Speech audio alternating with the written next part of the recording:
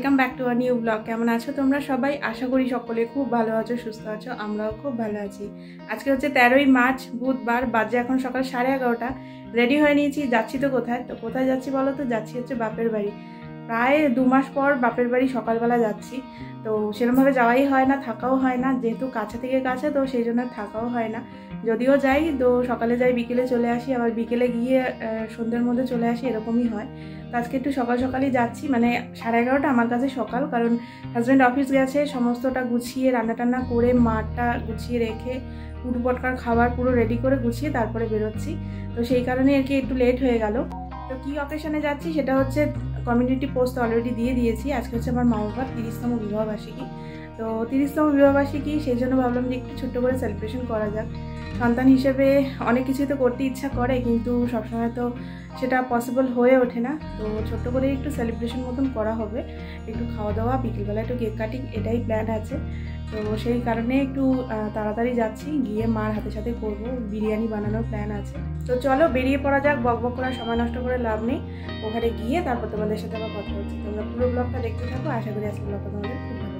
বাবা মায়ের anniversary special একটা ছোট্ট গিফট কিনেছি। এটা হচ্ছে ক্রমটম ব্র্যান্ডের একটা মিক্সার গ্রাইন্ডার। আমার মার মিক্সি ছিল, কিন্তু অনেক পুরনো হয়ে যাওয়ার কারণে না বারবার নষ্ট হয়ে যাচ্ছিল আর বারবার সারাই করতে হচ্ছিল। আর এখনের দিনে মিক্সি ছাড়া মানে খুবই অসুবিধা হয়, বিশেষ করে মায়েদের তো অসুবিধা হয়েই থাকে। মানে আগে যতদিন শিলনোড়া ছিল ততদিন শিলনোড়াটা ইউজ হয়েছে, অত অসুবিধা হতো না, কিন্তু এখন তো ইউজ টু হয়ে গেছে না মিক্সিতে, তো মিক্সি ছাড়া খুব অসুবিধা হয়ে যায়। তো সেই কারণেই আমাদের লোকাল দোকান থেকেই মিক্সিটা আনা হয়েছে। আর অনলাইনে অর্ডার করিনি এই কারণেই, কারণ অ্যানিভার্সারির পরে সেটা ডেলিভার হতো, তো তাতে তো লাভ হতো না, সেই কারণেই আর কি আমরা লোকাল শপ থেকেই কিনে নিয়ে আসি। তো হাজব্যান্ড এসে আগেই মিক্সিটা মাকে দিয়ে গেছিলো। তো বাড়ি এসে দেখলেই আমি ভালো করে ফ্রেশ হয়ে রসুন ছাড়ালাম বেশ খানিকটা, আর মা অনেকটা গুছিয়ে রেখেছে। তো নতুন মিক্সিতে রসুন, আদা, কাঁচা লঙ্কা পেস্ট করেছি। আর এখানে দেখো আমাদের কাঠের উনানে মা বিরিয়ানি চালটা মানে বানাচ্ছে। তো অলমোস্ট হয়ে গেছে, বিরিয়ানির চাল সেদ্ধ হয়ে গেছে। আর এখানে বোন পেঁয়াজ কেটে দিয়েছে, তো পেঁয়াজটা মার কাছে উনুন পাড়ে নিয়ে যাচ্ছি। আর এখানে চিকেনটা ম্যারিনেট করব বিরিয়ানির জন্য। তো আমার মার স্পেশাল বিরিয়ানি, তোমাদেরকে আগেই বলে রাখি, অথেন্টিক যে চিকেন বিরিয়ানি আমরা সমস্ত জায়গায় খেয়ে থাকি এবং দেখে থাকি, তো সেরকম টাইপের না, এটা হচ্ছে আমার মার স্পেশাল, কিন্তু ভীষণ ভালো হয় খেতে। মা একটু অন্যরকমভাবে বানায়। আগে তো এত রান্নার রেসিপি দেখে আর কি রান্না হতো না, তো মারা যেভাবে আর কি জানতো রেসিপিটা সেইভাবেই করতো, তো খুব ভালো হয় খেতে। তো মা অনেকদিন পরে বিরিয়ানিটা করছে, বেশ একটু ভুলেও গেছিলো, তো আমি বলে দিলাম যে এইটা এভাবে করো, এভাবে করলেই ওরকম টাইপেরই হবে। তো সেই মতনই আর কি মা বানাচ্ছে। ওখানে পেঁয়াজ বেরেস্তা হচ্ছে, আর বোন ভিডিওটা শ্যুট করেছে, সেই কারণে একটু হয়তো কাপা হতে পারে। আমি মাকে একটু হেল্প করে দিচ্ছিলাম দেখে, বোনকে বলেছিলাম শ্যুট করে দিতে। আর আমি কড়াই মাজছিলাম কেন বলো তো, আমার মার না ডান হাতটা ভাঙা, তো সেই কারণে না মা প্রেশার দিয়ে, মানে ভীষণ প্রেশার দিয়ে যে কোনো কাজ করবে সেটা পারে না। তাই মাকে বলেছিলাম যে বড় কড়াইটা তোমার মাজতে হবে না, আমি গিয়ে মেজে দেবো। আর সেই মতনই আর কি কড়াইটা আমি মেজে ধুয়ে এখানে দেখো একটু আর কি মাটি লাগিয়ে দিচ্ছি। উনানে বসানো হবে, তো যখন মাজতে যাবে তখন খুব অসুবিধা হবে, সেই কারণেই আর কি একটু সার্ফ দিয়ে জল দিয়ে আগে লেপে নিয়েছি কড়াইয়ের পিছনটা, তারপরে মাটি লাগিয়ে নিয়েছি। তাতে কি বলো তো, খুব তাড়াতাড়ি কালিটা উঠে যায়। এগুলো আমার মার কাছ থেকে টিপস দেখা, তো সেইগুলোই ফলো করার চেষ্টা করি। তো এখানে দেখো মা পেঁয়াজ বেরেস্তা, তারপরে বিরিয়ানি যে আলু সেটা সেদ্ধ করে নুন, হলুদ, একটু কাশ্মীরি চিলি পাউডার দিয়ে ভেজে তুলে রেখেছে। আর ওখানে এবার চিকেনের জন্য, মানে চিকেনের যে গ্রেভিটা হবে বিরিয়ানিতে দেওয়ার জন্য, সেটার মশলাটা প্রিপেয়ার করছে। সমস্ত গোটা মশলা ফোড়ন দিয়ে পেঁয়াজটা ভাজতে দিয়েছে। আর এখানে আমার প্রচণ্ড গরম লেগে গেছিলো দেখে আমি একটুখানি কোল্ড ড্রিঙ্কস বেড়ে নিলাম, 4 জনেই খাবো। আর নিয়ে এসে মার কাছে দিলাম, আমরা 3 জন খেলাম রান্নাঘরে বসে, বাবাকে ঘরে দিয়েছি। আর এখানে মার চিকেনের পেঁয়াজ তো অলমোস্ট ভাজা হয়ে গেছে, তো চিকেনগুলো দিয়ে এবার ভালো করে কষাবে। কাঠের উনানে রান্না করলে সেই রান্না এমনিই টেস্ট হয়, তার উপরে আমার মার হাতে ছোঁয়া পড়েছে, তো এটা তো ভীষণ টেস্ট হতে চলেছে। দেখেই কতটা লোভনীয় লাগছে না? তো এখানে আমরা দুই বোন বসে রয়েছি, মা ওদিকে রান্না করছে, সেই ছোটোবেলার ফিলিংসটা কাজ করছে। তো এখানে বসে ছোটোবেলার কথাগুলি আর কি আলোচনা করছিলাম আর হাসাহাসি করছিলাম। আর যে জায়গাটায় বসে আছি না, দুই বোন মিলে, সেই জায়গায় বসা নিয়ে ছোটোবেলা না রীতিমতো যেন আমাদের মারামারি হতো, সেইটাই বলাবলি করছিলাম। রান্না করতে তোমরা কারা ভালোবাসা আমাকে কমেন্ট করে জানিও তো। আমার কাঠের উনানে রান্না করতে যে এত ভালো লাগে না, আর রান্নাগুলো টেস্টও হয় ভীষণ ভালো। বিয়ের আগে কাঠের উনানেই আমাদের রান্না বেসিক্যালি হয়ে থাকে, গ্যাস মানে এমার্জেন্সি পারপাসে আর কি ইউজ হয়। তো বিয়ের আগে এরকম কাঠের উনানে রান্না করতাম, খুব ভালো লাগতো। মা করতো, কিন্তু মাঝে মধ্যে ইচ্ছা হলে আর কি করতাম। আর চিকেন কষাটা খুব খুব ভালো হয়, চিকেন মাটন এগুলো কাঠের উনানে খুব টেস্টি হয় খেতে। তো এখন এখানে চিকেনটা কষতে দেওয়া হয়েছে। আর বিরিয়ানিটা না মানে অথেন্টিক বিরিয়ানির মতন আর কি হবে না, এটা তোমাদেরকে আগেই বলে রাখি। এটা আমার মার স্পেশাল বিরিয়ানি আর কি, ধরতক্তা মার পেরে, কিন্তু তাও ভীষণ টেস্টি হয়। আমি বলে বলে দিলাম এভাবে এভাবে করো। কিন্তু তোমরা যদি কলকাতা স্টাইল বিরিয়ানি বা অথেন্টিক বিরিয়ানির সাথে মানে মিল খাওয়াতে চাও, তাহলে কিন্তু মিল খাবে না, কারণ এটা আমার মার স্পেশাল বিরিয়ানি। একটু অন্যরকম টাইপেরই হয়, সর্ষের তেলে মা করে, একটু অন্যরকমই হয়, কিন্তু খেতে ভীষণ ভালো হয়। মার হাতের ছোঁয়া বুঝতেই পারছো। তো মা অনেকক্ষণ ধরে বসেছিল, বসে বসে এই এতক্ষণ করলো। আমি মাকে জাস্ট যোগান দিয়ে দিলাম কিছুটা। আর হচ্ছে মার শরীরটা একদম ভালো না, তো মা গেল একটুখানি বিশ্রাম নিতে, আমি বললাম আমি বাকিটা করছি। তো এখন এই চিকেনটা সিদ্ধ হয়ে গেলে তারপর লেয়ারিং করবো, হয়ে যাবে। মানে এত দেরি হয়ে গেছে আসতে, ভাবতেই পারিনি যে এত তাড়াতাড়ি সব কমপ্লিট করতে পারবো। মা সব দৌড়ে দৌড়ে করেছে দেখে কমপ্লিট হলো। আর কাঠের উনানে একদম মানে বেশি করে জাল দিয়ে ঝটপট করে ফেলা হয়েছে দেখে পসিবল হলো, নয়তো কী যে হতো, মানে অনেকটাই লেট হয়ে যেত। আর আমার বাবা খুব টাইম বিষয়ে পাঞ্চুয়াল, একদম টাইম টু টাইম খাবে। তো সেই কারণেই আর কি একটু তাড়াতাড়ি করা। না, এখানে এখন দই লাগবে না। তো সেই কারণে একটু তাড়াতাড়ি করা। এখন প্রায় 1:30টা মতন বাজে। চিকেনটা হয়ে গেলে লেয়ারিংটা বসিয়ে দেবো, আর তোমাদের সাথে পরে আবার বাকিটা শেয়ার করছি। কতদিন পর যে কাঠের উনানে রান্না হচ্ছে, আর আমি সেই রান্নাটা আর কি খুন্তি দিয়ে নাড়ছি, এতটা ভালো লাগছে না কি বলবো তোমাদের। সেই ছোটোবেলার দিনগুলোর কথা মনে পড়ে যাচ্ছে, মানে বিয়ের আগের দিনগুলোই বলতে পারো। বিয়ের আগের দিনগুলো খুব সুন্দর ছিল। বিয়ের পরের দিনগুলো খারাপ কখনোই বলবো না, তবে বিয়ের আগের দিন এবং পরের দিনের মধ্যে তো একটু পার্থক্য তো থাকেই, তাই না? তো যাই হোক, দেখো চিকেনটা কালারটা কত সুন্দর এসছে না? তো চিকেনটা অলমোস্ট হয়ে গেছে। আর এখানে মা হাঁসের ডিম সিদ্ধ করে রেখেছিল বিরিয়ানিতে দেবে দেখে। আর তোমাদের তো বললামই আমার মা স্টাইলের বিরিয়ানি একটু অন্যরকম তো হবে। তো যে ডেচকিটাতে বিরিয়ানি আর কি দম দেওয়া হবে, সেটাতে ভালো করে ঝোল লাগিয়ে নেওয়া হয়েছে আর কি, যেটা চিকেনের ঝোল। আর বাটিতে যে ওপরে তেলটা আর কি চিকেনে ভাসছিল, সেই তেলটা বাটিতে তুলে রাখা হলো। এবার এখানে দেখো চিকেনটা লেয়ারিং করা হচ্ছে। ঝোলের ওপরে আর কি মা একটা লেয়ার ভাত দিয়েছে, তারপরে দিয়ে দিচ্ছে চিকেন কয়েক পিস গ্রেভি সমেত।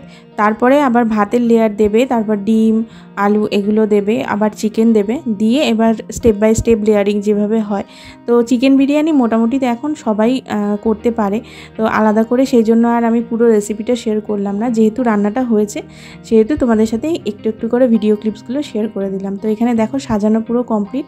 আর এই যে বাটিটার মধ্যে ঝোলটা তুলে রেখেছিল, মানে ওপরে তেলটা আর কি, তো ওই তেলটার মধ্যেই কেওড়া জল, গোলাপ জল, সমস্ত আর কি ঘি, বিরিয়ানি মশলা, মিঠা আতর সব দিয়ে মিক্স করে আর কি খুন্তির পিছন দিয়ে একটু গর্ত করে করে ওই তেলটা আর কি দিয়ে দেওয়া হলো। দিয়ে এবার দেখো ডেচকিটা উনানে বসিয়ে দেওয়া হয়েছে। আর ওপরে চাপা দেওয়ার জন্য আমি একটা বাটখারা আর কি দিয়ে দিলাম। আমাদের যেহেতু মানে গ্রামের বাড়ি, তো আমাদের ধান ক্ষেত রয়েছে, তো ধান ওঠে প্রতি বছরই। তো সেই ধান মাপার জন্য না বড় বড় দাঁড়িপাল্লাও রয়েছে, আর দাঁড়িপাল্লায় দিতে হয় তো ওই বাটখারা, তো সব সাইজের আর কি বাটখারা রয়েছে সব মাপের। তো সেই মতনই 5 কিলোর একটা বাটখারা চাপা দিয়ে দিলাম, যাতে করে স্টিমটা বেরিয়ে না আসে।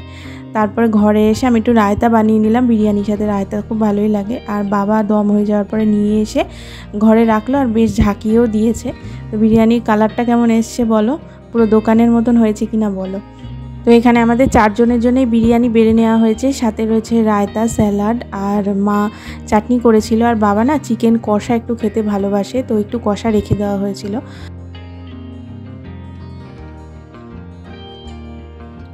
বাবা মার সাথে খেতে বসার আনন্দটা কতটা হয় একটা মেয়ের কাছে, সেটা তো তোমরা আশা করি বুঝতেই পারবে। তো অনেক দিন পর বাবা মার সাথে একসাথে বসে দুপুরে লাঞ্চ করতে পেরে না খুব আনন্দ হচ্ছে। তো চলো এবার আমরা খাওয়া দাওয়াটা করে নিই, তারপরে একটু রেস্ট নিয়ে বিকেলবেলা তোমাদের সাথে দেখা হচ্ছে।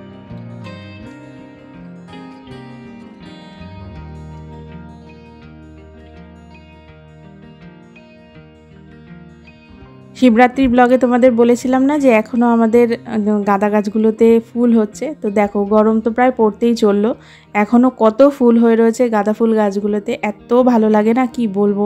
এই একটা জায়গায় আরেকটা জায়গায় হয়েছে, সেটা তোমাদের সাথে পরে শেয়ার করছি। আর এখানে দেখো গোলাপ গাছেও ভর্তি গোলাপ হয়ে রয়েছে, মানে গোলাপের ভারে গাছটা নুইয়ে গেছে এমন অবস্থা। আর এটা হচ্ছে চাইনিজ টগর গাছ, আমার বিয়ের সময় না গাছটা একদম ছোট করে কেটে দেওয়া হয়েছিল। আর যেই জায়গায় এখন দেখছো তোমরা ফুলের বাগানটা, সেই জায়গাটায় আমার বিয়ে ছাদনাতলা করা হয়েছিল। তো সেই কারণে যেহেতু একদম পাশেই, তো সেই জন্য আর কি কেটে দেওয়া হয়েছিল ছোট করে, আবার একা একাই বড় হয়ে গেছে, বেশ সুন্দর ঝাঁকড়া হয়েছে আর দেখতেও খুব ভালো লাগছে। আর এই ছোটো ছোটো সাদা সাদা ফুলগুলো কি বলো তো, এগুলো হচ্ছে ভাট ফুল। এটা হচ্ছে শিব ঠাকুরের খুব প্রিয় ফুল। তো শিব পুজোতে আর কি এই ভাট ফুল দিলে শিব ঠাকুর খুব সন্তুষ্ট হন। ধুতরা ফুল, আকন্দ ফুল, তারপরে নীলকণ্ঠ ফুল, এই সব ফুলের সাথে সাথে এই ফুলটাও কিন্তু মহাদেবের খুব প্রিয়। আমাদের বাড়িটা কিন্তু বেশ পুরনো, দেখে বুঝতেই পারছো। আর এত ঘর দেখছো না, একটা সময় না এই বাড়িটা পুরো গমগম করতো, এত লোকজনই ছিল। এখন বাড়িগুলো রয়েছে কিন্তু লোকজনগুলো আর নেই, শুধু আমার মা বাবাই থাকে এখানে। তো দেখে বুঝতেই পারছো বাড়িগুলো মানে যত্ন ঠিকঠাকভাবে করা হয় না দেখে বাড়িগুলোর এই অবস্থা। আর প্রতি বছরই তো বড় বড় 2-3টে করে ঘূর্ণিঝড় হয়। তো সেই ঘূর্ণিঝড়ের কারণে এই যে টিনের বাড়িটা দেখলে পুরো একদম নষ্ট হয়ে গেছে, মানে টিনগুলো উড়ে গেছে আর কি। আর যত্ন ঠিকঠাক করে করা হয়ে ওঠে না। বাবা মার কত করে উঠবে এত বড় বাড়ি, সেটা মেনটেন করাটাও খুব ডিফিকাল্ট হয়ে যায় বাবা মার পক্ষে। যতটুকু পসিবল হয় তবুও বাবা মা করার চেষ্টা করে, কিন্তু সবটুকু তো করে ওঠা সম্ভব না। চলো এবার তোমাদের পিছনে মাঠ থেকে ঘুরিয়ে নিয়ে আসি। তো এই যে দেখো আমাদের বাড়ির সাথেই মাঠ, আর সূর্য অস্ত যাচ্ছে পশ্চিম দিকে। তো কতটা সুন্দর লাগছে না দেখতে। তো ভেবেই রেখেছিলাম তোমাদের সাথে এই সব সুন্দর দৃশ্যগুলো শেয়ার করব। তোমরা যারা কলকাতা সাইডে থাকো বা দূরে থাকো কিন্তু গ্রাম ভীষণ ভালোবাসো, তাদের কিন্তু খুব ভালো লাগবে এই রকম প্রাকৃতিক দৃশ্য দেখতে। আমি ছোট থেকে প্রকৃতির কোলে বড় হয়েছি, তো তাই প্রকৃতি আমাকে ভীষণভাবে টানে। বাপের বাড়ি আসলে না এই খোলামেলা ব্যাপারটা আমি খুব ভালোবাসি। তো এটা হচ্ছে আমাদের পুকুর, কিন্তু এখন যেহেতু একদম গরমকাল, তো জল শুকিয়ে গেছে আর কচুরিপানায় ভরে গেছে। বর্ষার সময় যখন আসবো তখন তোমাদের সাথে অবশ্যই শেয়ার করব। তো কত গাছপালা দেখো আমাদের বাড়িতে, হেন কোনো ফল নেই যেই মানে ফল গাছটা নেই, মানে আম থেকে শুরু করে কাঁঠাল, তারপরে নারকেল, সবেদা সবই আছে। আর এখানে দেখো মা সব কাঠ কেটে গুছিয়ে রেখেছে, রান্নায় লাগে। এ দেখো গাছের মোচা, কত বড় সাইজটা দেখে বুঝতেই পারছো। আমি এক হাতে ধরে রাখতে পারছিলাম না, লাস্টে রেখেই দিলাম, মানে এতটাই ভারী আর এতটাই বড় সাইজের মোচাটা। মা বলছিল নিয়ে যাওয়ার জন্য, বাট আমাদেরই আর কি গাছে মোচা হয়েছে, তো আর আনিনি। আমি অত বড় মোচাটা আমরা খেয়ে শেষও করতে পারবো না। আর এই যে দেখো এটা হচ্ছে ইদারা, এটা কিন্তু কুয়ো না। কুয়োর জল শুকিয়ে যায় গরমকালে, কিন্তু ইদারার জল কখনো শুকায় না। তো এই জলটা মানে এই ইদারার জল কখনো শুকাবে না। আর এই যে ঘর একটা, এই ঘরটার সাথে আমার অনেক স্মৃতি জড়িয়ে আছে। ছোট থেকে বড় হয়েছি এই ঘরেই পড়াশোনা করে, এটা আমার পড়ার ঘর ছিল। এখন দেখো তালাবন্ধ হয়ে পড়ে রয়েছে। মানুষ না থাকলে যা হয় সেইভাবে ব্যবহারও করা হয় না, প্রয়োজনও পড়ে না। বাবা মা দুজন থাকে, আর কি দরকার হবে। তো সেই কারণে তালাবন্ধ করে পড়ে রয়েছে। আর এই যে দেখো কাঁঠাল গাছ, মানে এঁচড় হয়ে রয়েছে ছোট ছোট। তো কদিন পরে আবার মা এঁচড় কেটে পাঠাবে, বড় হলে পরে কাঁঠালও খাওয়া হবে। তো সেগুলো তো অবশ্যই তোমাদের সাথে শেয়ার করব। তো এখন দেখো সন্ধে হয়ে গেছে, হাজব্যান্ডকে বলে দিয়েছিলাম কেক নিয়ে আসার জন্য। মানে কেকটা আমি সকালেই আনতাম, কিন্তু কারেন্ট ছিল না দেখে না কেকের দোকানে কেক রাখা ছিল না। তো বললো বিকেলে আসতে, বিকেলে পেয়ে যাবেন। তো সেই মতন হাজব্যান্ডকে বলে দিয়েছিলাম, তো হাজব্যান্ড নিয়ে এসেছে কেকটা। তো এখানে আমি কেকটা সুন্দর করে ডেকোরেট করে দিচ্ছি আর কি, একটা ট্রের মধ্যে সাজিয়ে। তো বাবা মাকে দেখো এখানে বসিয়ে দিয়েছি। আর কেক কেটে অ্যানিভার্সারি সেলিব্রেশন আমার বাবা মার জীবনে এই প্রথম, মানে 30 বছরে বিবাহবার্ষিকী আর কি বাবা মা কেক কেটে সেলিব্রেট করছে। তো এর আগে মানে ছোটোখাটো আয়োজন করা হয়েছিল, বাট কেক কেটে যে সেলিব্রেশনটা সেটা করা হয়ে ওঠেনি। তো এইবারই খুব ইচ্ছা ছিল আমার যে আমাদের অ্যানিভার্সারি যেরকমভাবে সেলিব্রেশন হয়, তো বাবা মার অ্যানিভার্সারিটাও এইভাবে সেলিব্রেট করব। জানি না কতটুকু করতে পেরেছি, তবে আমাদের 100% দিয়ে চেষ্টা করেছি। Happy anniversary.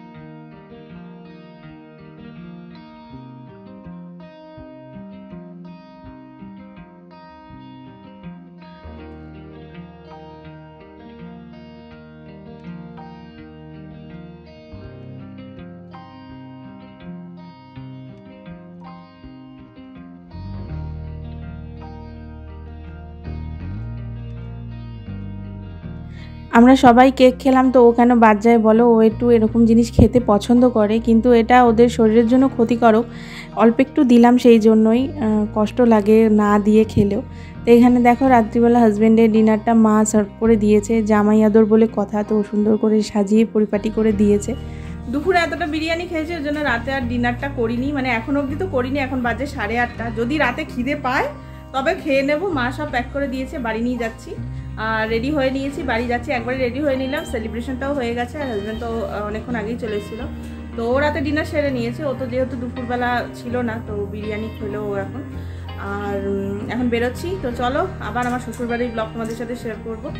তো বাড়ি গিয়ে কথা হচ্ছে।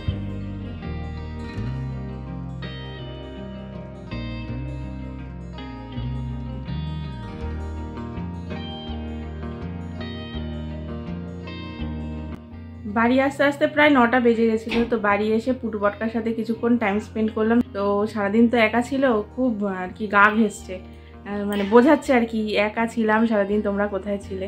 তো কিছু করার নেই, এই সারাদিনের জন্য বেরোলে না এই একটা মানে মন খারাপ কাজ করে যে ওদেরকে বাড়িতে একা ফেলে রেখে গেছি, খুব খারাপ লাগে। আর বাড়ি আসলে না ওরাও সেটা বোঝানোর চেষ্টা করে যে আমরা একাকিত্বে ভুগেছি, একা ছিলাম, তোমরা কোথায় গেছিলে।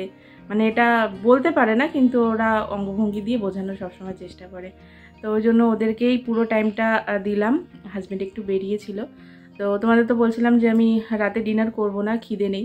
তো রাত্রিবেলা মানে এখন প্রায় 11টা মতন বাজে, তো 10:30 নাগাদ একটু খিদে পেলো দেখে মা তো বিরিয়ানি দিয়ে পাঠিয়েছিলই, তো অল্প একটু বিরিয়ানি খেলাম।